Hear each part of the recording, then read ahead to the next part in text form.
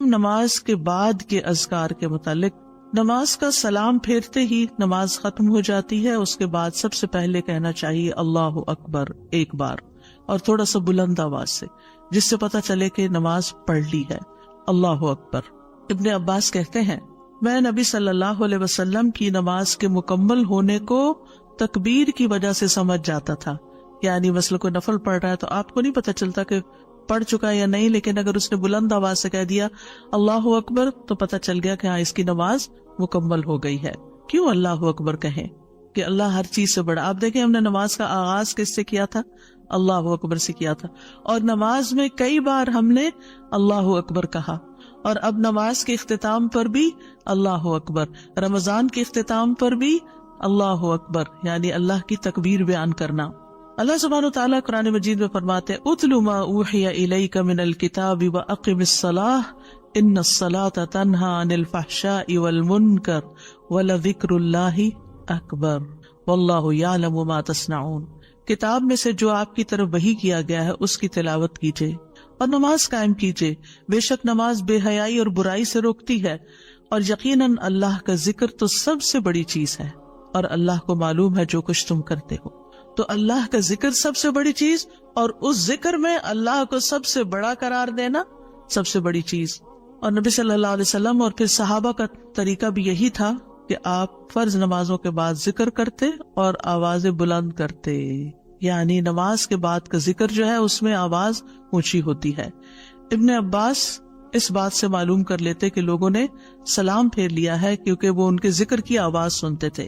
یعنی مطلب یہ ہے کہ نماز کے بعد اللہ اکبر بھی اونچی آواز میں، استغفر اللہ استغفر اللہ استغفر اللہ یہ بھی ذرا اونچی آواز میں. یعنی ایک ہوتا ہے سری ذکر، یعنی دل ہی دل میں پکارنا، اور ایک ہوتا ہے جاہری، جس میں یہ ذکر جو نماز کے بعد ہوتا ہے اس کو تھوڑا اونچی آواز میں کرنا چاہیے. اور جس طرح وتر ختم ہونے کے بعد سبحان الملک القدوس سبحان الملک القدوس سبحان الملک القدوس ذرا اونچی آواز میں کہنا چاہیے. تو نبی صلی اللہ علیہ وسلم اس ذکر کو ہمیشہ اونچی آواز میں کرتے تھے. ٹھیک ہے، یعنی آپ کی اقتداء، آپ کی پیروی ہر معاملے میں یہ عبادت کے درجات کو بڑھا دیتی ہے. اور اس میں ہم یہ بھی دیکھتے ہیں کہ صحابہ کرام جو تھے وہ نبی صلی اللہ علیہ وسلم کی صرف سنت کو نہیں، سیرت کو بھی آگے بیان کرتے تھے کہ آپ نے کوئی کام کیا اور کس طریقے سے کیا. مثلا ذکر کیا اور کس طرح کیا، بلند آواز سے کیا یا آہستہ آواز سے کیا، بیٹھ کر کیا یا کھڑے ہو کر کیا. اور پھر آپ دیکھیے کہ نماز کے بعد اذکار جو ہیں وہ زیادہ پسندیدہ ہیں، یعنی دعاؤں کی نسبت زیادہ اذکار.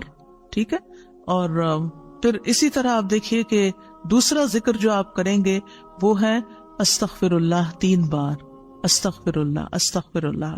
صوبان کہتے ہیں رسول اللہ صلی اللہ علیہ وسلم جب اپنی نماز سے فارغ ہوتے تھے تو 3 مرتبہ استغفار فرماتے تھے، 3 بار استغفار کرتے. ولید کہتے ہیں میں نے اوزائی سے پوچھا آپ استغفار کس طرح فرمایا کرتے تھے؟ تو انہوں نے کہا آپ فرماتے تھے استغفر اللہ استغفر اللہ. اب نماز پڑھ لی ہے، استغفر اللہ کیوں؟ اس لیے کہ ہم تو نماز کا حق بھی ادا نہیں کرتے. ہمارا دھیان کہاں سے کہاں چلا جاتا ہے، ہم کئی دفعہ بھول جاتے ہیں، ہمیں سجدہ سہو کرنا تک یاد نہیں رہتا، ہمیں کچھ پتہ نہیں ہوتا ہم نے کون سی سورت پڑھی، کیا تلاوت کی. ہو سکتا ہے تلاوت میں کوئی غلطی کر دیں، ہو سکتا ہے کہ تسبیح کی جگہ کچھ اور پڑھ دیں بھول چوک کے. تو ہم نماز کے اندر بھی بہت کچھ غلط کرتے رہتے ہیں جانے انجانے. اور خاص طور پر جن لوگوں نے اپنی نماز کے پروننسیشن کی اصلاح نہیں کی وہ تو کچھ سے کچھ پڑھتے رہتے ہیں بعض اوقات. یعنی پروننسیشن صحیح نہ ہونا جو ہے وہ الفاظ کے مطلب کو ہی بدل دیتا ہے. اس لیے پہلی پرائرٹی میں کوئی ایسا ٹیچر ڈھونڈیے کہ جو آپ کی نماز سن کے اس کا پروننسیشن آپ کو ٹھیک کر دے. بہرحال نماز کے بعد استغفر اللہ استغفر اللہ. اور ایک اور چیز، نماز پڑھنے کے بعد انسان کو ایک فیلنگ ہوتی ہے کہ میں نے کچھ کیا ہے، لیکن جب انسان استغفر اللہ کہتا ہے تو اس میں عاجزی کا اظہار ہوتا ہے کہ اللہ تیرا حق ادا نہیں کیا، مجھے ابھی بھی گناہوں کی بخشش کی ضرورت ہے. اور آپ دیکھیے کہ یہ الفاظ نبی صلی اللہ علیہ وسلم ادا کرتے تھے جن کے اگلے پچھلے سارے گناہ معاف کر دیے گئے تھے. تو جو شخص نماز کے بعد استغفار پڑھتا ہے وہ اپنی نمازوں پر کبھی فخر غرور تکبر نہیں کر سکتا کہ میں بڑا نمازی ہوں، میں بڑا پرہیزگار ہوں، میں بڑا عبادت گزار ہوں. نہیں، وہ یہ دیکھے گا کہ میں نے حق ادا نہیں کیا، میرے سے جو کمی کوتاہی ہوئی ہے اللہ تعالیٰ اس کو معاف کر دے. جو چیز مکمل طور پر ادا کرنی چاہیے تھی اس کو اس طرح نہیں ادا کیا، کچھ نہ کچھ کوتاہی واقع ہو گئی، تو اس بخشش کے طلب کرنے سے اللہ تعالیٰ کوتاہی سے درگزر فرما دے گا انشاءاللہ. اور ویسے بھی استغفار کرنے سے نقص یا کمی کوتاہی جو ہے اس کا ازالہ ہوتا ہے ہماری عام روزمرہ زندگی میں بھی. تیسرا ذکر، اب آپ دیکھ رہے ہیں یہ ذکر ہے، اللہ اکبر بھی ذکر ہے، استغفر اللہ بھی ذکر ہے، اور تیسرا یہ بھی ذکر ہے، اللہم انت السلام ومنک السلام تبارکت ذی الجلال والاکرام. اے اللہ تو سراپا سلامتی ہے اور تجھی سے سلامتی حاصل ہوتی ہے، تو بڑی برکتوں والا ہے اے جلال و اکرام والے. یعنی استغفار کے بعد پھر فوراً بعد اللہ تعالیٰ کی تعریف اور یہ ذکر. السلام جو ہے یہ اللہ تعالیٰ کے ناموں میں سے ایک نام ہے، جس کا مطلب یہ ہے کہ اللہ تعالیٰ ہر طرح کی آفات سے، عیبوں سے، ہر طرح کے نقص سے سلامت ہے. کوئی چیز اس کو نقصان نہیں دے سکتی، نہ لوگوں کی باتیں جو اللہ تعالیٰ کے خلاف کرتے ہیں، یا لوگوں کے گمان، یا لوگوں کی نافرمانیاں اور گناہ اور عبادت نہ کرنا، اللہ کا حکم نہ ماننا. اللہ تعالیٰ کو کوئی چیز نقصان نہیں دیتی، وہ سلامت ہے، اس کو کسی کی ضرورت ہی نہیں ہے. یہ جو کچھ ہم کرتے ہیں، ذکر ہو، عبادت ہو، یہ اپنے ہی فائدے کے لیے کرتے ہیں، اللہ تعالیٰ پر کچھ احسان نہیں ہے. تو ہم یہ کہتے ہیں اللہم انت السلام، کہ اللہ تعالیٰ آپ سراسر سلامتی ہیں اور آپ کا ہر فعل جو ہے وہ ظلم سے سلامت ہے، پاک ہے، ہر شر سے پاک ہے. آپ کی تقدیر، آپ کے فیصلے، ہر چیز سلامتی پر مبنی ہے. وَمِنْكَ السَّلَامُ، سلامتی تیری ہی طرف سے آتی ہے، یعنی تو ہی سلامتی دیتا ہے یا تو ہی سلامتی کو روک لیتا ہے. سلامتی کا مالک بھی تو ہی ہے، تو سلامت رکھے تو ہم سلامت ہیں. تو یہ تعلق اللہ تعالیٰ سے انسان اپنا ظاہر کرتا ہے کہ انسان اپنے رب کے بارے میں کیا سمجھتا ہے. تبارکتا، تبارکتا کا لفظ برکت سے ہے، جس کا مطلب ہوتا ہے کثرت سے کسی چیز کا بڑھنا اور قائم رہنا، یعنی تیری خیرات و برکات بہت زیادہ ہیں.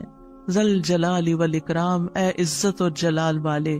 جلال کا مطلب ہے عظمت، بڑائی، اور اکرام کا مطلب ہے احسان. یعنی تو اپنے بندوں کو عزت و اکرام دیتا ہے، اپنے رسولوں کو، اپنے انبیاء کو اور اپنے صالح بندوں کو تو ہی عزت اور اکرام اور برکتیں عطا کرتا ہے. ساری نعمتیں تیری ہی طرف سے ہیں. اور یہ کتنا خوبصورت ذکر ہے جو ہم ہر نماز کے بعد کرتے ہیں، یا جو نہیں کر رہے انہیں لازماً کرنا چاہیے، کہ اللہ سبحانہ وتعالیٰ سے ہم اپنے اچھے گمان کا اظہار کرتے ہیں اور ایک طرح سے انڈائریکٹلی سلامتی اور برکت طلب بھی کرتے ہیں. آپ دیکھیے عموماً ہم جب کسی چیز کے اندر فائدہ دیکھتے ہیں تو ہم خیر اس سے وابستہ کر لیتے ہیں، یہ ہے تو کام ہوگا، یہ نہیں تو کام ہی نہیں ہوگا. مثلاً آپ کوئی قلم خریدتے ہیں اور اس سے لکھنا شروع کرتے ہیں اور آپ کو اچھا لگتا ہے، یا آپ اس سے جو لکھنا چاہتے تھے آرٹیکل یا کوئی چیز یا نوٹس اپنے تو بڑے اچھے لکھ پاتے ہیں، تو آپ کہنے لگتے ہیں یہ قلم بڑا مبارک ہے. ٹھیک ہے بھئی، قلم اچھا ہے، فائدہ دے رہا ہے آپ کو، لیکن اصل تو اللہ نے آپ کے لیے یہ وسیلہ بنایا کہ اس نے آپ تک یہ پہنچایا. تو اصل برکت اور خیر اور سلامتی کا منبع اللہ رب العزت کی ذات ہے. چیزوں کے ساتھ مت چمٹ جائیے اور ان پر اتنے ڈیپینڈنٹ نہ ہو جائے کہ اللہ کو بھول جائیں اور اللہ تعالیٰ کی نعمت اور اللہ تعالیٰ کا احسان یاد نہ کریں. تو اس لیے ہر نماز کے بعد ہم اس بات کا اقرار کرتے ہیں کہ ساری برکتیں تیری ذات سے ہیں یا رب، ساری سلامتی تیری طرف سے ہے یا رب، عزت اور اکرام تیری ہی طرف سے ہے یا رب، تو ہی جس کو چاہے اس پر احسان فرماتا ہے، لہٰذا ہم یہ سب کچھ تجھ سے ہی طلب کرتے ہیں. پھر آپ دیکھیے چوتھا ذکر ہے لا الہ الا اللہ وحدہ لا شریک لہ لہ الملک ولہ الحمد وہو علی کل شیء قدیر. یہ بھی آپ 3 بار پڑھ سکتے ہیں، یہ بھی ذکر ہے، یعنی 3 مرتبہ اللہ تعالیٰ کی توحید کا اقرار. مغیرہ بن شعبہ جو وحی کے کاتب تھے ان سے مروی ہے کہ معاویہ رضی اللہ عنہ نے مغیرہ کو لکھا کہ کوئی حدیث جو آپ نے رسول اللہ صلی اللہ علیہ وسلم سے سنی ہو وہ مجھے لکھ کر بھیجیں. راوی کہتے ہیں کہ مغیرہ رضی اللہ عنہ نے انہیں لکھا کہ میں نے آپ صلی اللہ علیہ وسلم سے سنا ہے آپ اپنی نماز سے فارغ ہونے کے بعد 3 مرتبہ یہ پڑھا کرتے تھے لا الہ الا اللہ وحدہ لا شریک لہ لہ الملک ولہ الحمد وہو علی کل شیء قدیر. سب سے پہلے توحید کا اقرار کہ اللہ ایک ہے، وہی الہ ہے، وہی خالق ہے، مالک ہے، رب ہے، معبود ہے. پھر اس بات کا انکار کہ کوئی اس کا شریک ہو، لا شریک لہ. اور پھر لہ الملک، بادشاہت بھی اسی کی ہے، معبود بھی وہی ہے، بادشاہ بھی وہی ہے، اور ایسا بادشاہ ہے وَلَهُ الْحَمْدُ کہ اس کی تعریف ہے. دنیا کے بادشاہوں کا حشر ہوتا دیکھا ہے آپ نے، ان کے ساتھ کیا کیا جاتا ہے. لیکن اللہ سبحانہ وتعالیٰ کی بادشاہت پر کوئی آنچ نہیں آتی، کوئی اس کو ہلا نہیں سکتا، کوئی اس کو نقصان نہیں دے سکتا، کوئی اس پر باتیں نہیں بنا سکتا، کوئی اس کا نقص نہیں نکال سکتا کہ اللہ تعالیٰ نے آسمان میں یہ کیا چیز بنا دی، زمین میں کیا بنا دی. نہیں، وَلَهُ الْحَمْدُ، اسی کی ہے تعریف. یعنی ایسا بادشاہ کہ جو قابل تعریف ہے، اور ایسا بادشاہ کہ وَهُوَ عَلَى كُلِّ شَيْءٍ قَدِيرٌ. دنیا کے بادشاہ انتہائی بے بس لاچار ہوتے ہیں، ان کے ہاتھ میں کچھ نہیں ہوتا، وہ انسانوں کے محتاج ہوتے ہیں، انسانوں کی خدمت کے، انسانوں کی مدد کے، انسانوں کے مال کے محتاج ہوتے ہیں. یہ بادشاہت کیا بادشاہت ہے جس کی ساری ڈیپینڈنسی لوگوں کے اوپر ہے. تو اصل بادشاہت تو اللہ کی ہے کہ جو ہر چیز پر پوری قدرت رکھتا ہے. تو آپ اس احساس کے ساتھ اگر اللہ تعالیٰ کا یہ ذکر کرتے ہیں تو آپ کا دل ایک سکون سے بھر جائے گا، ایک خوشی سے بھر جائے گا کہ میں ایسی ہستی کو جانتی ہوں، ایسی ذات کو جانتی ہوں کہ جو اتنی خوبیوں کے مالک ہے. کیونکہ یہ انسان کی فطرت میں ہے، انسان کی نفسیات میں ہے کہ وہ کسی چیز کی تعریف کر کے خوش ہوتا ہے. اور عام طور پر ہم صرف سامنے نظر آنے والی چیزوں کی تعریف کر کر کے خوش ہوتے رہتے ہیں، اور تھوڑے دن کے بعد وہ بھی خراب ہو جاتی، وہ تعریف بھی ساتھ ہی چلی جاتی ہے. انسان ہے تو مر جاتے ہیں، ان کے اعمال ہے تو ختم ہو جاتے ہیں، اور کبھی وہ اچھے ہوتے ہیں اور پلٹ بھی جاتے ہیں. وہ کہاں گئی تعریفیں؟ جوان ہے تو بڑھاپے میں ساری تعریفیں چلی گئی، مالدار تھے تو غریب ہوئے تو ساری تعریفیں چلی گئی. اسی طرح علم ہے اور جنون لاحق ہو گیا تو ساری تعریفیں چلی گئی، سب کچھ الٹ گیا. اور دنیا کے یہ سارے نظارے آپ نے دیکھے ہوں گے کہ جب ہر نعمت لوگوں پر الٹ جاتی. اسی لیے ہم دعا کرتے ہیں نا کہ اللہم انی اعوذ بک من زوال نعمتک، کہ اللہ نعمتوں کے زوال سے بچانا. یہ انتہائی تکلیف دہ چیز ہے، لیکن یہ ایک دنیا کا قانون ہے، یہ سب کچھ ہوتا ہے اور ہماری آنکھیں دیکھتی ہیں. لیکن اللہ سبحانہ و تعالی ان سب چیزوں سے پاک ہے، اس کو کوئی زوال نہیں اور اس کا کوئی کچھ بگاڑ نہیں سکتا، اور وہ ہر چیز پر پوری طرح قادر ہے، جو چاہے کر سکتا ہے، اور تعریف اسی کے لیے ہے. پانچواں ذکر، لا الہ الا اللہ وحدہ لا شریک لہ لہ الملک ولہ الحمد وہو علی کل شیء قدیر. اللہم لا مانع لما اعطیت ولا معطی لما منعت ولا ينفع ذا الجد منک الجد. اللہ کے سوا کوئی الہ نہیں، وہ اکیلا ہے، اس کا کوئی شریک نہیں، بادشاہت اسی کی ہے اور تمام تعریف اسی کے لیے ہے، اور وہ ہر چیز پر پوری طرح قدرت رکھنے والا ہے. اے اللہ، جو کچھ تو نے دیا ہے اسے کوئی روکنے والا نہیں، اور جو کچھ تو نے روک دیا اسے کوئی دینے والا نہیں، اور کسی مالدار کو تیری بارگاہ میں اس کا مال نفع نہیں پہنچا سکتا.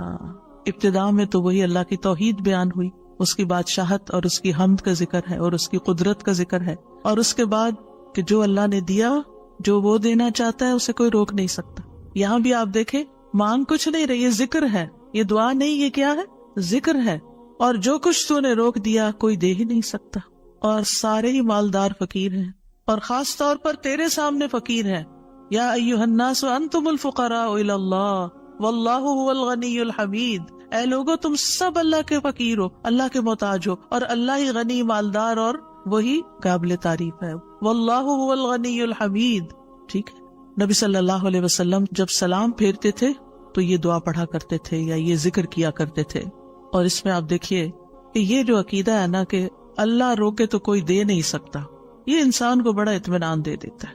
اگر کوئی چیز، کوئی خیر آپ کی طرف آنے سے رکی ہوئی ہے تو وہ اللہ ہی نے روکی ہوئی ہے، آپ پر رحمت کی وجہ سے. بدگمان نہ ہو اس سے، کسی وجہ سے رکی ہوئی ہے. آپ کسی کی کوئی اچھی چیز دیکھتے ہیں، کسی کا مینشن دیکھتے ہیں تو سوچتے ہیں کتنا خوش قسمت ہے، کتنے بڑے گھر میں رہتا ہے. کسی کے پاس فراری دیکھتے ہیں تو آپ کہتے ہیں واہ کتنا خوش قسمت ہے. لیکن آپ کو نہیں پتا کہ یہی چیزیں اس کے لیے کتنی بڑی آزمائش بنی ہوئی ہیں، آپ نہیں جانتے. اور اگر اللہ نے آپ کو نہیں دی تو آپ کو بہت سے شر سے محفوظ رکھا. تو اللہ کا روکنا بھی خیر کا باعث ہوتا ہے یہ سبق پکا کر لیں کہ جب اللہ تعالیٰ کوئی چیز نہیں دیتا یا دیر سے دیتا ہے یا روک لیتا ہے اور کوئی چارہ نہیں ہوتا، آپ کہتے ہیں میری کوئی دعا قبول نہیں ہو رہی، میرا کوئی طریقہ کام نہیں آ رہا، تو اس میں بھی کوئی خیر ہوتی ہے، کیونکہ جو اللہ نے مقدر میں لکھا ہے وہ پہنچ کے رہے گا. کوئی روک نہیں سکتا جو تو دے، اور کوئی دے نہیں سکتا جو تو روک لے، اور جسے اللہ نے آپ کے مقدر میں لکھا ہے وہ آپ تک آئے گا ہی آئے گا. سورۃ فاطر میں اللہ تعالیٰ فرماتے ہیں ما یفتح اللہ للناس من رحمت فلا ممسک لها وما یمسک فلا مرسل له من بعدہ وہو العزیز الحکیم. جو کچھ اللہ لوگوں کے لیے رحمت میں سے کھول دے اسے کوئی بند کرنے والا نہیں، اور جو وہ بند کر دے اس کے بعد اسے کوئی کھولنے والا نہیں. حدیث میں آتا ہے ما اصابک لم یکن لیخطئک وان ما اخطأک لم یکن لیصیبک. جو کچھ تمہیں پہنچا وہ تم سے خطا ہونے والا نہیں تھا، اور جو نہیں ملا وہ ہرگز ملنے والا نہیں تھا. قرآن مجید میں سورۃ الرعد میں اللہ تعالیٰ فرماتے ہیں وَإِذَا أَرَادَ اللَّهُ بِقَوْمٍ سُوءًا فَلَا مَرَدَّ لَهُ.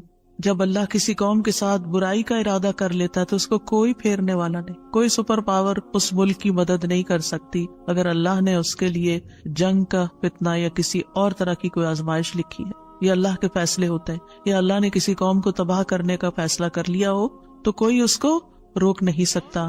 لہٰذا ہمیں اللہ پر ہی بھروسہ کرنا چاہیے، اور ہر حال میں ایسی پریشان کن باتوں پر اللہ تعالیٰ ہی کی طرف رجوع کر لینا چاہیے. یاد رکھیے اگر کوئی چیز نہیں ملی تو اللہ تعالیٰ کو الزام مت دیں، اللہ تعالیٰ سے ناراض نہیں ہو، اللہ تعالیٰ سے بدظن نہیں ہو. یہ روکنا اس کی رحمت ہے. انسان اگر ان دو جملوں پر ایمان لے آئے تو پھر اس کا مکمل بھروسہ اللہ کی ذات پر ہو جائے گا. وہ رزق کے بارے میں اللہ پر ہی توکل کرے گا، نقصان کو دور کرنے اور بھلائی کو پانے کے لیے اللہ پر ہی بھروسہ کرے گا. وہ اللہ کو اپنے لیے کافی سمجھے گا. یعنی جہاں کہیں دل چھوٹا ہوا، جہاں کہیں کوئی پریشانی آئی، کہتے حسبی اللہ و نعم الوکیل. اللہ کار ساز یعنی کام بنانے والا اللہ ہی میرے لیے کافی ہے، وہ میرا کام بنائے گا، وہ میری مشکل آسان کرے گا.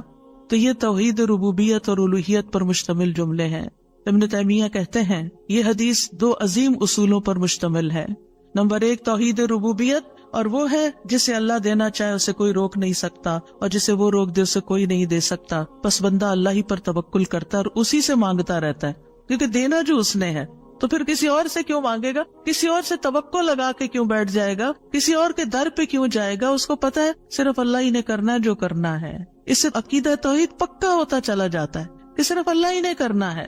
اور توحید الوہیت ولا ينفع ذا الجد منک الجد. عام طور پر انسان یہ سمجھتا ہے میرے پاس مال ہے مجھے کوئی مشکل نہیں، یعنی جب کوئی کام سامنے آتا ہے نا تو فوراً دیکھتا ہے کتنا ہے بینک میں، کتنا کیش رکھا ہے، کیا ہے میرے پاس، کتنی پراپرٹی ہے. یعنی فوراً انسان کا دماغ گھوم کے اس طرف چلا جاتا ہے نا بہت ہے، انف ہے، کام ہو جائے گا. اللہ چاہے گا تو ہوگا. صرف آپ کے مال سے کچھ نہیں ہوتا. آپ سارا لگا دیں بزنس میں پورا لاس ہو سکتا ہے. پھر بتائیے آپ کے مال نے آپ کو کیا فائدہ دیا؟ کچھ نہیں ہو سکتا جب تک اللہ نہ چاہے. مال بھی جب فائدہ دیتا ہے جب اللہ چاہتا ہے، اولاد بھی جب فائدے کی ہوتی ہے جب اللہ چاہتا ہے. کسی انسان سے فائدہ صرف اس وقت پہنچتا ہے جب اللہ چاہتا ہے. آپ نے دیکھا ہوگا کتنے ہی اچھے سے اچھے لوگ ہوتے ہیں ہر وقت کام آنے والے. ایک وقت ایسا آتا ہے وہ ایسے بےچارے مجبور ہوتے ہیں کہ ان کو نہ کرنی پڑتی ہے کہ سوری یہ نہیں کر سکتے، کیونکہ سب کچھ ان کے اختیار میں نہیں ہے، سب کچھ ان کے بس میں نہیں ہے.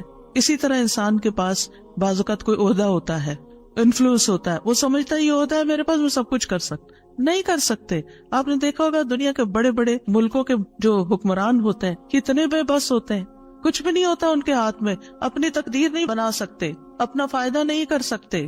اور پھر آپ دیکھیے کہ اللہ سبحانہ و تعالیٰ دنیا اسے بھی دیتا ہے جس سے وہ محبت کرتا ہے، اور اسے بھی دیتا ہے جس سے وہ محبت نہیں کرتا. لیکن یاد رکھیے ایمان اس کو دیتا ہے، دین کی سمجھ اس کو دیتا ہے جس سے وہ محبت کرتا ہے. وَمَن يُرِدِ اللَّهُ بِهِ خَيْرًا يُفَقِّهْهُ فِي الدِّينِ. دنیا تو سب کے پاس، مومن مسلم کافر سب کے پاس ہو سکتی ہے. دنیا کے بڑے بڑے فائدے ہر ایک کو مل سکتے ہیں، لیکن دین اس کو ملتا ہے جس سے اللہ محبت کرتا ہے. لہٰذا انسان کو اللہ ہی کی طرف رغبت کرنی چاہیے، اور کبھی بھی اپنے مال پہ، اپنے جاہ پہ، اپنے ریسورسز پہ، اپنی قوتوں پر، اپنے علم پر کبھی بھروسہ نہیں کرنا چاہیے کہ یہ میرے لیے کچھ بنائیں گے اور ان کی وجہ سے میں آگے بڑھ جاؤں گا اور ان کی وجہ سے میرا بہت فائدہ ہوگا. کہ اللہ فائدہ لائے گا نا, ان میں سے کوئی ایک چیز بھی آپ کے پاس نہیں ہوگی تو آپ کا کام بن جائے گا. اور اگر فائدہ نہیں دینا نا اللہ نے ان ساری چیزوں کے ہوتے ہوئے, کئی دفعہ لوگ کہتے ہیں ہر چیز ہے میرے پاس لیکن پھر بھی میرا یہ مسئلہ حل نہیں ہوتا, معلوم نہیں کیوں رکاوٹ آ گئی, اور پھر وہ غلط سوچنا شروع کر دیتے ہیں فلاں کی بندش ہے, فلاں کی نظر ہے, فلاں نے یہ کر دیا. نہیں, نفع اور نقصان دونوں اللہ کے ہاتھ میں. نہ کسی کی نظر آپ کو نقصان دے سکتی ہے, نہ کسی کا جادو آپ کو نقصان دے سکتا ہے, نہ کسی کا حسد آپ کو نقصان دے سکتا ہے اگر اللہ نہ چاہے. لہٰذا اسی سے دعا کرتے رہیں اور جو پروٹیکشن کی دعائیں اس نے سکھائی ہیں وہ پڑھتے رہیں اور باقی بھروسہ اللہ کی ذات پر کریں.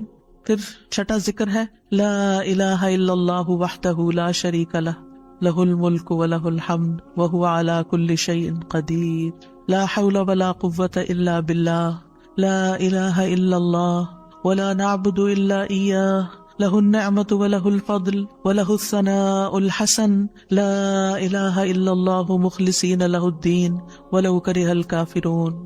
اللہ کے سوا کوئی الہ نہیں, وہ اکیلا ہے, اس کا کوئی شریک نہیں, بادشاہت اسی کی ہے اور تمام تعریف اسی کے لیے ہے, اور وہ ہر چیز پر پوری طرح قدرت رکھنے والا ہے. اور گناہ سے بچنے کی طاقت اور نیکی کرنے کی طاقت اللہ کے سوا کوئی دینے والا نہیں, اللہ کے سوا کوئی الہ نہیں. ہم صرف اسی کی عبادت کرتے ہیں, اسی کی ساری نعمتیں ہیں, اسی کا سارا فضل ہے اور اسی کے لیے خوبصورت تعریف ہے. اللہ کے سوا کوئی الہ نہیں, ہم اسی کے لیے دین میں اخلاص رکھنے والے ہیں اگرچہ کافر ناپسند کریں. ابن زبیر سلام پھیر کر ہر نماز کے بعد یہ کہتے, اور راوی کہتے ہیں کہ انہوں نے کہا کہ رسول اللہ صلی اللہ علیہ وسلم ہر نماز کے بعد ان کلمات کے ساتھ تحلیل کیا کرتے تھے, یعنی اللہ تعالیٰ کی حمد و ثنا بیان کرتے تھے. یہ بھی کیا ہے نماز کے بعد کا ذکر. اور اس میں آپ دیکھیے لا الہ الا اللہ وحدہ کے علاوہ لا حول ولا قوت الا باللہ, لا حول ولا قوت الا باللہ, کہ کوئی پھیرنے کی قوت یعنی کسی برائی کو نقصان کو دور کرنے کی اور اسی طرح کوئی فائدہ حاصل کرنے کی قوت اللہ ہی کے پاس ہے. کسی گناہ سے دور ہونے اور کسی نیکی کے کرنے کی ہمت طاقت اللہ ہی کے پاس ہے. تو یہ لا حول ولا قوت الا باللہ بہت فائدہ دیتا ہے اور اس کی کثرت کرنے کو کہا گیا ہے. اور لا الہ الا اللہ ولا نعبد الا ایاہ, ہم صرف اسی کی عبادت کرتے ہیں. لہ النعمت ولہ الفضل ولہ الثناء الحسن, نعمت بھی اور فضل بھی اور اچھی تعریف سب اللہ ہی کے لیے ہے, اور ہم مخلص ہو کر اللہ کی عبادت کرتے ہیں. مخلصین لہ الدین لا الہ الا اللہ ولو کرہ الکافرون, اگرچہ کافر ناپسند کریں, ان کو ہماری توحید اچھی نہ لگے, لیکن پھر بھی ہم صرف ایک اللہ ہی کو مانتے ہیں. ساتویں چیز ہے تسبیحات. سبحان اللہ 33 بار, الحمدللہ 33 بار اور اللہ اکبر 33 بار, اور 34ویں بار لا الہ الا اللہ وحدہ لا شریک لہ لہ الملک ولہ الحمد وہو علی کل شیء قدیر. ہر نماز کے بعد ان تسبیحات کو پڑھنے کی فضیلت کیا ہے؟ ابو ہریرہ کہتے ہیں رسول اللہ صلی اللہ علیہ وسلم نے فرمایا, جس آدمی نے ہر نماز کے بعد 33 مرتبہ سبحان اللہ, 33 مرتبہ الحمدللہ اور 33 مرتبہ اللہ اکبر کہا تو یہ 99 کلمات ہو گئے, اور 100 کا عدد پورے کرنے کے لیے لا الہ الا اللہ وحدہ لا شریک لہ یہ ذکر کر لیا تو اس کے سارے گناہ معاف کر دیے جائیں گے, چاہے وہ سمندر کی جھاگ کے برابر ہو. یعنی 100 کا عدد پورا کرنے کے لیے کیا پڑھنا ہے؟ لا الہ الا اللہ وحدہ لا شریک لہ لہ الملک ولہ الحمد وہو علی کل شیء قدیر. رسول اللہ صلی اللہ علیہ وسلم نے فرمایا ہر نماز کے بعد کچھ ایسے اذکار ہیں جن کو پڑھنے والا یا جن کو کرنے والا کبھی محروم نہیں ہوتا, جن میں سے سبحان اللہ 33 بار, الحمدللہ 33 بار اور 34 بار اللہ اکبر. یعنی اگر لا الہ الا اللہ پورا نہیں پڑھ سکتے تو اللہ اکبر کو 34 بار کر کے 100 کی گنتی پوری کر لیں. پھر اسی طرح رسول اللہ صلی اللہ علیہ وسلم کے پاس کچھ فقیر صحابہ حاضر ہوئے, کہا کہ امیر لوگ بلند درجات اور ہمیشہ رہنے والی جنت حاصل کر چکے. حالانکہ جس طرح ہم نماز پڑھتے ہیں وہ بھی پڑھتے ہیں, جیسے ہم روزے رکھتے ہیں وہ بھی رکھتے ہیں, لیکن مال و دولت کی وجہ سے انہیں ہم پر فضیلت حاصل ہے. اس کی وجہ یہ کہ وہ حج کرتے ہیں, عمرہ کرتے ہیں, جہاد کرتے ہیں, صدقے دیتے ہیں, اور ہم محتاجی کی وجہ سے یہ کام نہیں کر سکتے. آپ نے فرمایا کیا میں تمہیں ایک ایسا عمل نہ بتا دوں, اگر تم اس کی پابندی کرو گے تو جو لوگ تم سے آگے بڑھ چکے ہیں تم انہیں پالو گے اور تمہارے مرتبے تک کوئی نہیں پہنچ سکتا, اور تم اپنے سامنے موجود لوگوں میں سب سے بہتر ہو جاؤ گے سوائے ان کے جو یہی عمل شروع کر دیں.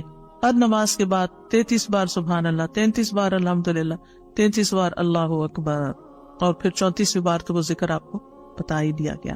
اور اگر آپ 33 بار نہ پڑھ سکیں تو 10 بار سبحان اللہ، 10 بار الحمدللہ اور 10 بار اللہ اکبر پڑھ لیا کریں۔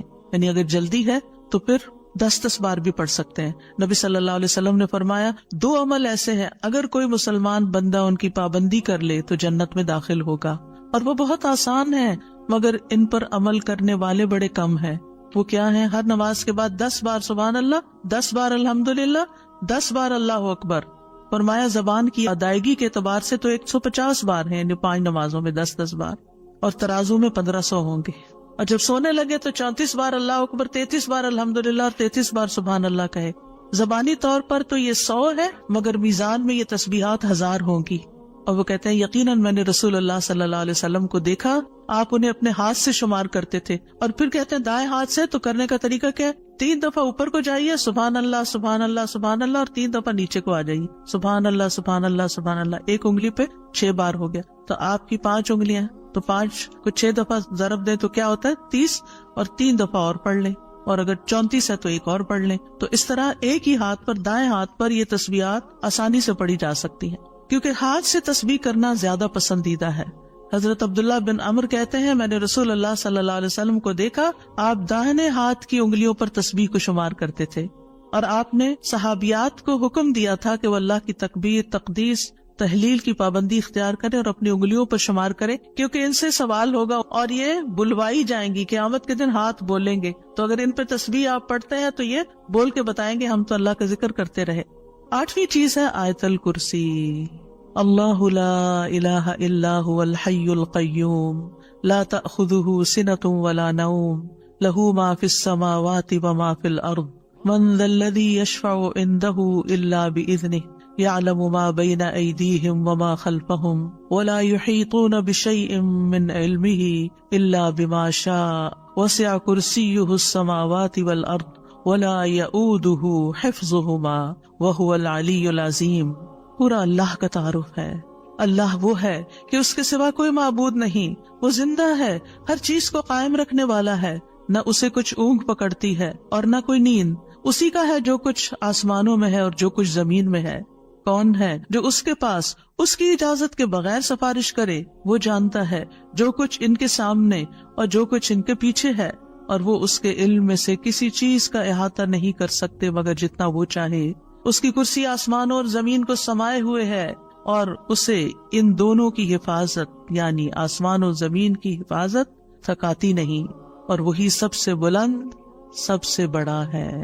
ہر نماز کے بعد آیت الکرسی پڑھنے کی فضیلت یہ ہے کہ جو شخص نماز کے بعد اس کو پڑھ لیتا ہے اور اس نماز کے بعد اس کی ڈیتھ ہو جاتی ہے تو فرمایا اس کو موت کے علاوہ کوئی چیز جنت میں جانے سے نہیں روک سکتی، مر گیا تو سیدھا جنت میں۔ یہ قرآن مجید کی سب سے افضل آیت ہے۔ ابو ذر غفاری کہتے ہیں میں مسجد حرام میں داخل ہوا اور رسول اللہ صلی اللہ علیہ وسلم کو اکیلے دیکھ کر آپ کے پاس آ کے بیٹھ گیا۔ میں نے کہا یا رسول اللہ صلی اللہ علیہ وسلم کون سی آیت افضل ہے جو آپ پہ نازل ہوئی؟ آپ نے فرمایا آیت الکرسی۔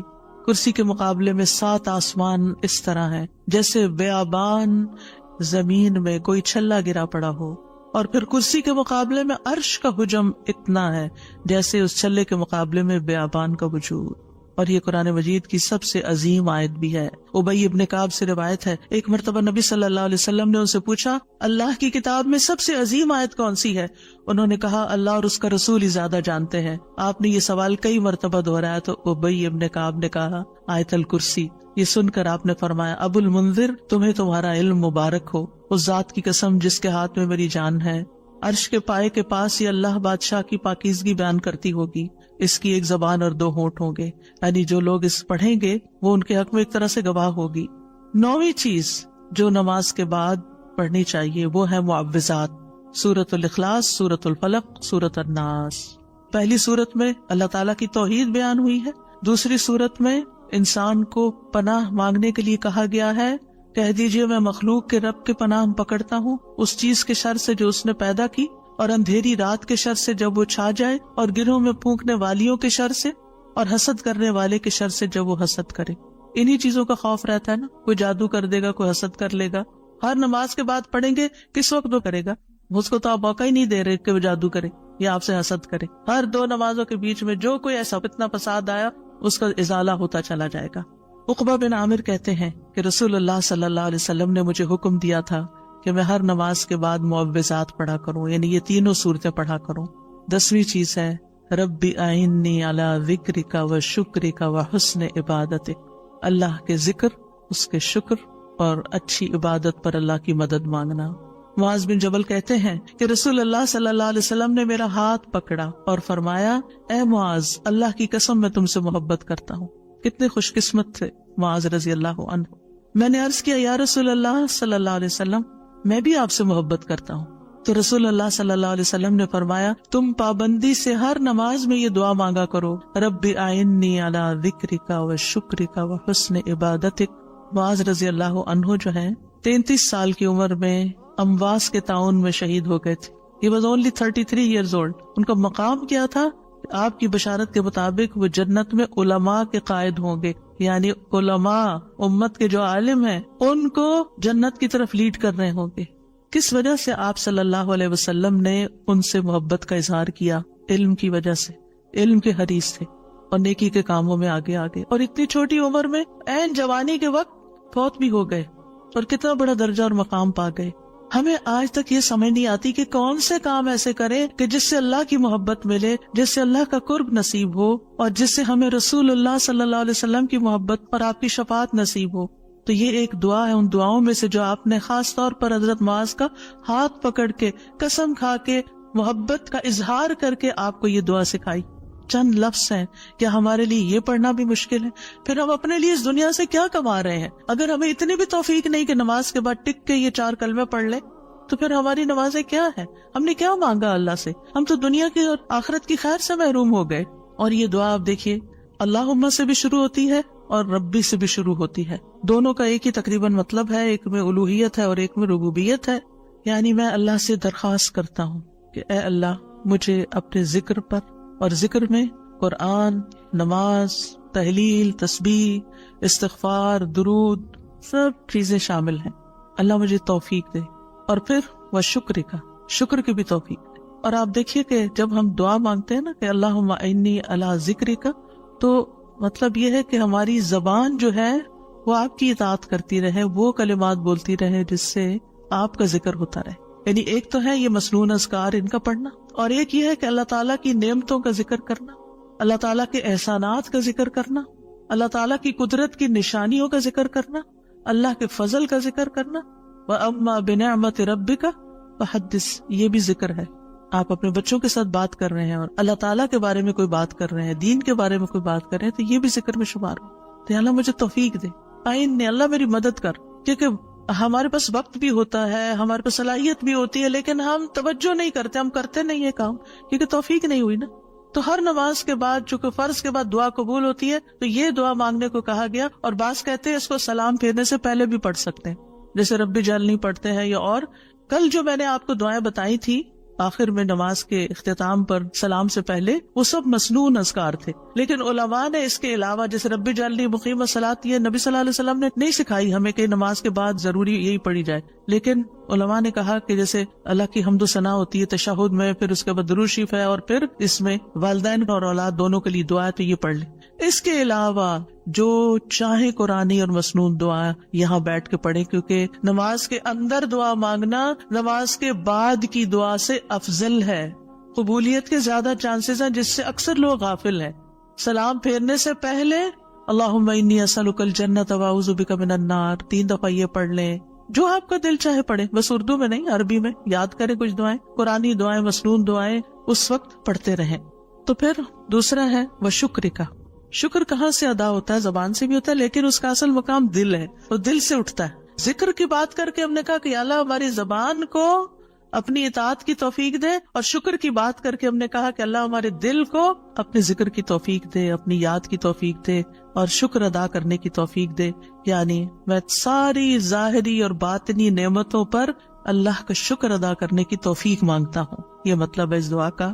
زبان کا شکر کیا ہے کہ بندہ اللہ کی نعمتوں کا ذکر کرتا ہے، اور اعضاء سے شکر کیا ہے کہ بندہ اللہ کی اطاعت کے کام کرتا ہے.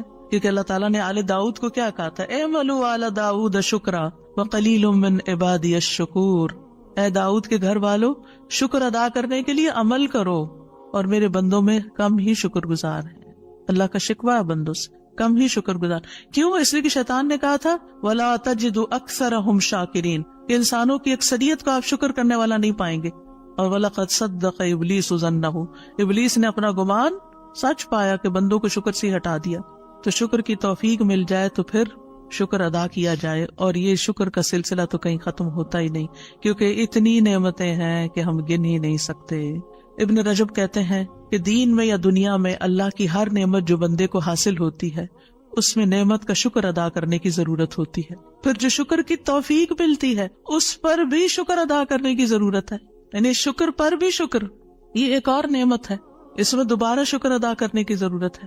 پھر دوبارہ شکر کیا تو ایک اور نعمت مل گئی، اب کیا ہے ایک اور دفعہ شکر کریں، اور یہ سلسلہ ہمیشہ جاری رہتا ہے. یعنی شکر کا سلسلہ کبھی ختم نہیں ہونا چاہیے، شکر کرتے ہی چلے جائیں. وحسن عبادتک، اور اپنی خوبصورت عبادت کی توفیق عطا فرما. اور خوبصورت عبادت اسی وقت ہو سکتی ہے جب اس میں اخلاص ہو اور نبی صلی اللہ علیہ وسلم کی اتباع ہو، اطاعت ہو. اطاعت اعضاء سے کی جاتی ہے، یعنی ہمارے اعضاء، ہاتھ پاؤں، ہمارا جسم یہ عبادت میں مشغول ہوتا ہے. بعض اوقات ہم ڈھیروں عبادت کر لیتے، ڈھیر سارے نفل پڑھ لیتے، بہت کچھ کر لیتے، لیکن اس کو کوئی کوالٹی نہیں ہوتی. یہاں یہ نہیں کہا گیا کہ کثیر عبادتک، یہاں کیا کہا گیا؟ حسن عبادتک، کہ اللہ خوبصورت عبادت کی توفیق دے. امام ابن تیمیہ کے بارے میں آتا ہے کہ جب وہ قید ہوئے تو اپنے سجدوں میں یہ دعا پڑھا کرتے تھے، اللہم اعنی علی ذکرک و شکرک و حسن عبادتک، کیونکہ اللہ کی توفیق کے بغیر ہم یہ کام نہیں کر سکتے.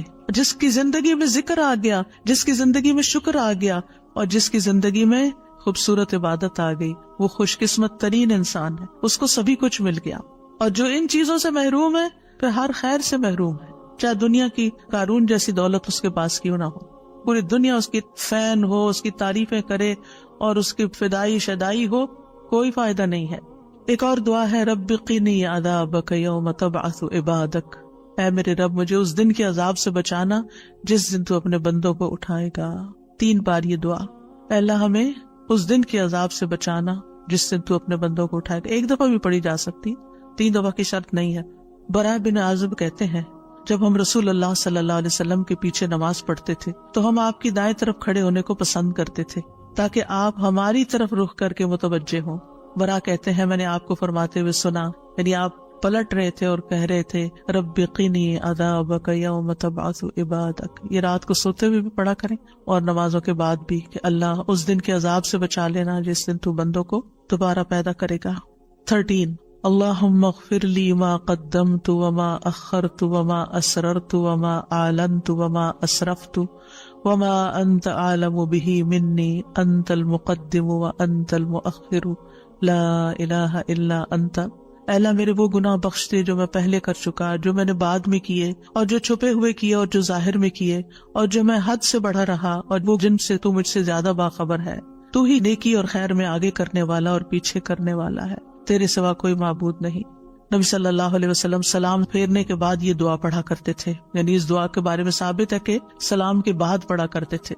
اللہم اغفر لی ما قدمت، بات یہ ہے کہ جو نیک لوگوں کی نیکیاں ہوتی ہیں وہ مقربین کے گناہ شمار ہوتے ہیں، یعنی ان کا سٹینڈرڈ اور ہائی ہوتا ہے نا، ان کی کوالٹی اور اچھی ہوتی ہے. تو اس لیے نبی صلی اللہ علیہ وسلم کے گناہ کوئی نہیں تھے کہ جس کے لیے آپ بخشش مانگتے تھے. ایک تو ہمیں سکھانے کے لیے، اور دوسرا یہ ہے کہ نیکیوں میں سے جو کم درجے کی نیکیاں ان پر بھی. وما اخرت، اور جو عبادت مجھ سے تاخیر ہوئی، کوتاہی ہوئی، جو میں نے لیٹ کی، جس کا حق ادا نہیں کیا. وما اسررت، جو میں نے چھپایا، جو میرے دل میں وسوسے اور خیالات آئے. بعض اوقات نماز کے اندر وسوسے آنا شروع ہو جاتے ہیں، تو یا اللہ تو اس کو بھی معاف کر دے. وما اعلنت، اور جو میں نے ظاہراً کیے، یعنی وہ اقوال افعال جو سب کے سامنے، لوگوں کے سامنے کوئی بری مثال پیش کی. یعنی یہ نبی صلی اللہ علیہ وسلم کے نہیں، یہ ہمارے لیے کہ ہم بعض اوقات ایسی بات کر جاتے ہیں، ایسا کام کر جاتے ہیں جو دوسروں کو پٹ آف کر دیتا ہے نیکی کے کاموں سے، یا ان کو دین سے ہٹا دیتا ہے، یا اور اسی طرح کی غلطیاں ہم کرتے ہیں. اور پھر آپ دیکھیے کہ نبی صلی اللہ علیہ وسلم کی ہمبلنس بھی اس سے پتہ چلتی ہے کہ کتنے آپ ہمبل تھے، کہ سارا کچھ کر کے، بہترین عبادت کر کے پھر بخشش بھی مانگ رہے ہیں. اور پھر آپ دیکھیے کہ وما اسرفت، ہر معاملے میں ہم حد سے پار ہو جاتے ہیں، خوشی میں، غم میں، بے صبری میں، ہر چیز میں. تو اس کی بھی دعا ہے یہ کہ اللہ جہاں بھی میں حد لمٹ کراس کر رہا ہوں، اللہ مجھے وہ کراس کی بھی لمٹ کے آگے جو غلط کام کیا ہے مجھ سے تو وہ بھی معاف کر دے. اور وما انت عالم بہ منی، اور جو تو مجھ سے زیادہ جانتا ہے. یعنی خاص کے بعد عام کا بھی ذکر ہے، یعنی میں نے تو مانگ لیا جو مجھے سمجھ آتی تھی، اب اس کے علاوہ بھی جو کچھ ہے اس کو بھی آپ معاف کر دیجیے. اور پھر انت المقدم و انت المؤخر، دوسرے روایت میں انت المقدم والمؤخر بھی آتا ہے. جس کو تو چاہتا ہے آگے بڑھا دیتا ہے نیکی میں، جس کو تو چاہتا ہے پیچھے کر دیتا ہے. یعنی یہ نہ سوچیے کہ آج میں اگر نیکیوں میں آگے ہوں تو ہمیشہ ایسے ہی رہوں گی، ہمیشہ ڈرتے رہا کریں، پیچھے بھی ہو سکتے ہیں. تو یا اللہ تو مجھے آگے ہی رکھنا مراد یہ ہے. اور اگر نبی صلی اللہ علیہ وسلم کے بارے میں ہے تو آپ کی نبوت سب سے آخر میں تھی، وہ ایک پازیٹیو سینس میں ہے، انت المقدم و انت المؤخر. اور پھر اسی طرح یہ ہے کہ قیامت کے دن سب سے پہلے آپ اٹھائے جائیں گے، حالانکہ دنیا میں آپ کی نبوت سب سے آخر میں تھی. تو یہ اللہ تعالیٰ کا فیصلہ ہوتا ہے، جس چیز پر وہ چاہتا ہے اپنے بندوں کو اتارتا ہے، جس کو چاہتا ہے آگے بڑھاتا ہے، جس کو چاہتا ہے عزت دیتا ہے، جس کو چاہتا ہے ذلت دیتا ہے. اور بندوں کے ایک دوسرے پر درجات ہیں. نمبر 14 سبحانک اللہم و بحمدک استغفرک و اتوب الیک. یہ مجلس کے اختتام پر بھی اور نماز کی دعاؤں کے اختتام پر بھی. پاک ہے تو اے اللہ، تیری ہی حمد ہے، میں تجھ سے بخشش مانگتا ہوں، تیری ہی طرف میں رجوع کرتا ہوں. یہ اچھے عمل پر مہر لگانے والے کلمات ہیں. حضرت عائشہ سے روایت ہے کہ رسول اللہ صلی اللہ علیہ وسلم جب کسی مجلس میں بیٹھتے یا نماز پڑھتے یا کچھ کلمات پڑھتے، حضرت عائشہ نے ان کے بارے میں پوچھا تو آپ نے فرمایا اگر کسی شخص نے اس مجلس میں اچھی باتیں کی ہوں گی تو یہ کلمات قیامت تک ان باتوں کے لیے مہر بن جائیں گے، اور اگر اس نے اس مجلس میں کوئی فضول بات کی ہے تو یہ اس کے لیے کفارہ بن جائیں گے. اور اس کے دیگر روایات بھی ہیں، یعنی دیگر طرق بھی ہیں اس دعا کے. اور پھر ایک اور دعا، رب اغفر لی وتب علی انک انت التواب الغفور. اے اللہ تو مجھے بخش دے اور میری توبہ قبول کر، بے شک تو بہت توبہ قبول کرنے والا، بہت بخشش فرمانے والا ہے. فجر اور مغرب کی نماز کے بعد کا خاص ذکر لا الہ الا اللہ وحدہ لا شریک لہ لہ الملک ولہ الحمد یحیی ویمیت وہو علی کل شیء قدیر. اللہ کے سوا کوئی الہ نہیں، وہ اکیلا ہے، اس کا کوئی شریک نہیں، بادشاہت اسی کی ہے، تمام تعریف اسی کے لیے ہے، اور وہ ہر چیز پر پوری قدرت رکھنے والا ہے. اور سلام کے بعد تشہد کی حالت میں اگر آپ بیٹھے بیٹھے یہ ذکر کرتے ہیں، یعنی مصلی سے اٹھنے سے پہلے یہ ذکر کرتے ہیں، تو نبی صلی اللہ علیہ وسلم نے فرمایا جس نے نماز مغرب اور صبح کی نماز کے بعد اتحیات میں اٹھنے سے پہلے اپنی ٹانگ کو دوہرا کیے ہوئے، یعنی جس پوزیشن میں آپ بیٹھے اسی پوزیشن میں بیٹھے بیٹھے 10 بار یہ ذکر کیا، اللہ تعالیٰ اس کے لیے 10 نیکیاں لکھ لیتا ہے، 10 گناہ اس سے دور کر دیتا ہے، 10 درجے اس کے بلند کر دیتا ہے.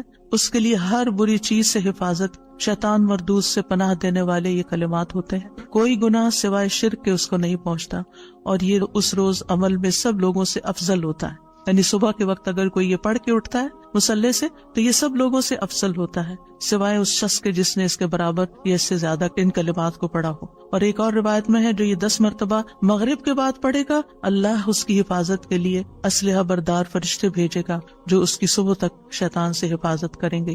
اللہ تعالیٰ سے دعا ہے کہ اللہ تعالیٰ ہمارے اعمال کو قبول کرے اور ہمیں اس ذکر کی توفیق دے. میں یہ پڑھتے ہوئے سوچ رہی تھی کہ جو شخص یہ ساری دعائیں پڑھے نماز کے بعد، اس کے پاس فضول کام کرنے کا کون سا وقت باقی بچے گا.